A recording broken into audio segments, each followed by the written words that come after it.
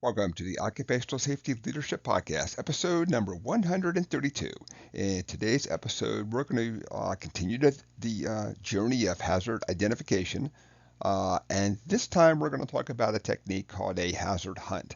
So, this has worked out pretty good for me. Not going to say perfect, sometimes it's not as, it didn't turn out as good as I would like. Um, because some people are really into it and others just see it as another I'm only doing this because you asked me.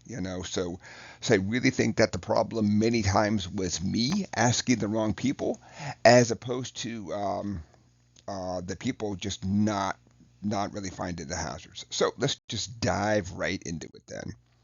So as we continue this journey of hazard identification, we do know that employees are the greatest source of identifying hazards. They work with this stuff all day, every day, and many of them get to a point that they really don't even think of it as a hazard. That's just kind of part of my job. It's what I do every day. I've figured out how not to get hurt and how to do things. Um, that's why that these are really good to sit down and do a hazard hunt technique. So it's pretty proactive, unless of course you've had an accident and now you decide to do it. But for the most part, it's a proactive way. And basically, the purpose of a hazard hunt is to systematically search for and identify conditions or practices which could lead to injuries. So um, this is really good for a safety professional just taking over a location. Because when you take over a location, you don't really know what you're getting yourself into. So you know that you can look in the files, you can look at stuff, but it doesn't mean that you really understand exactly how the previous person and part of the culture of the company really went on how do we identify and correct a hazard in the workplace. So obviously the first thing that we could do in a ideal situation is we design for it. We buy super safe equipment with all the guards and everything else. But sometimes when you just inherit a facility, you don't really know exactly the background of everything. So I found that these are really good. So basically, I've done a great job of just talking, but you just ask folks and say, let's just go out and go find some hazards. Some people want you right by their side to kind of give them that reinforcing, like, yes, yes, that really is a hazard.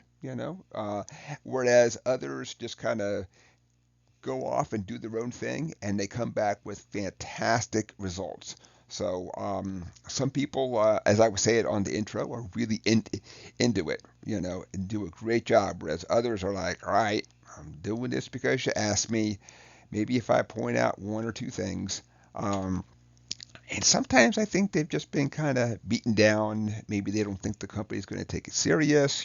All those kinds of things that maybe the culture of the company has been playing a part of, and maybe just history and life has kind of taught them that maybe things aren't taken serious. But like all things, you finish up, you risk rank these different hazards because in the ideal world, I kind of wave a magic wand, I rub Aladdin's lamp, and all these things are fixed and it's great, and we high five each other and we go outside and go have a cookout. But in the real world, we have to risk rank things, we have to figure out what we're going to address. Um, some things people will come back with and say, I want it fixed this way. And given the technology that we have, it just literally cannot be done. Um, so you have to look at a way that it can be done out there. So, um, and of all times, follow up is super critical then. So, because there are going to be things that you literally just choose that you're just not going to address right now because other things are a higher hazard. So sometimes it's really hard to convince somebody and say, not that you didn't do a great job, that's awesome, but we just have things of higher hazard. You got to tackle those first, and then as we're knocking things out by the risk rank, eventually we kind of get a little bit lower. Thank you for your time and your effort and your passion in finding this, but we just have other things to address. It can be an uncomfortable talk, but we have uncomfortable talks all the time. So that's one of the things that many safety professionals have really learned is really that um, putting something off is not like wine. It's not going to make it better. You just need to sit down and just get it over with on these tough talks. So that is it for today's episode. So, episode 132, we just talked about a hazard hunt.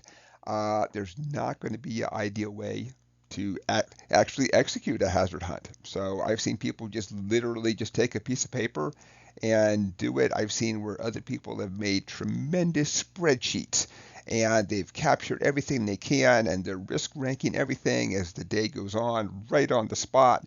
There's a lot of different techniques. Use what works at your facility now, because then it's not some kind of scary animal if you're like introducing something that's brand new. So episode 132, the hazard hunt, is complete. I want to thank everybody for joining me today, and thank you all for liking and subscribing the podcast. The key is I'm trying to, before I get really old, of course, just impart any kind of knowledge that I can on the people. My way is not the only way. I'm just talking about things that really work great for me out there. So, thank you so much. My name is Dr. David Ayers. Thank you and have a safe day.